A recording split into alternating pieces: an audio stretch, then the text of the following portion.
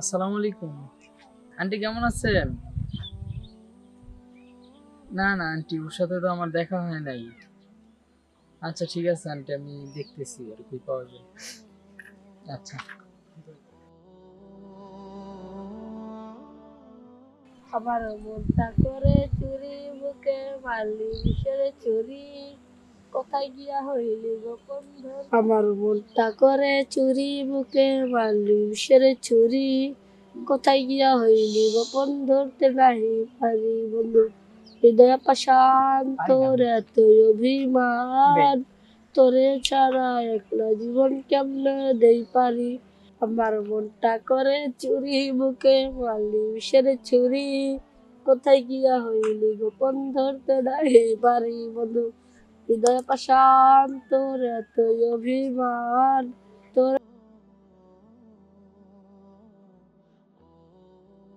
আসসালামু আলাইকুম। ওয়ালাইকুম সালাম, কি অবস্থা, ভালো আছো? হ্যাঁ, রাহিম ভাই কই? রিক্তা এদিকে দেখছি। আচ্ছা ঠিক আছে, যাও।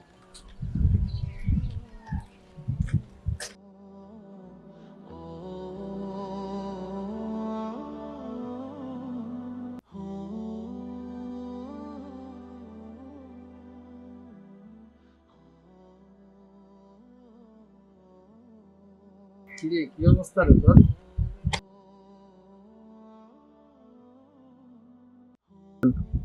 এই আন্টি কল দিতেছে, কল ধরিস না কেন? আরে মোবাইলের চার্জ শেষ হয়ে গেছে, কালকে রাত্রে যা যা বাসায় যা, আন্টি ধরে গেলে ঠিক আছে?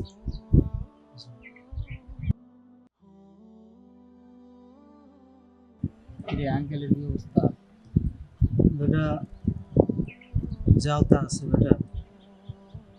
এখন পরিবারের যে অবস্থা, যা টাকা পয়সা ছিল সব মেডিকেলে খরচ দিয়ে ফেলেছে। ঘরে এখন বাজার মধ্যে কিছু নাই, পকেট খালি।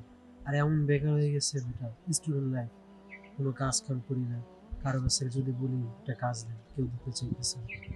এখন আমি কি করবো? ছোট বোনটা ও পড়াশোনা করে, এখন পরিবারে হাল ধরতে বলতে আমাকেই ধরতে হবে, তাই না? এখন আমি কি করবো আমি এটাই বুঝতে পারতেছি না। যার কাছে যাই এই বলে ভাই অন্য জায়গায় থেকে স্যার সিভি জমা দেই, তাও কিচ্ছু হইতেছে না। আচ্ছা তুই টেনশন করিস না, এই নে এটি নে, এটি নিয়ে বাজার সদাই কর। হ্যাঁ, তুই কালকে সকালে আমার লগে দেখা করিস, ধর ধর।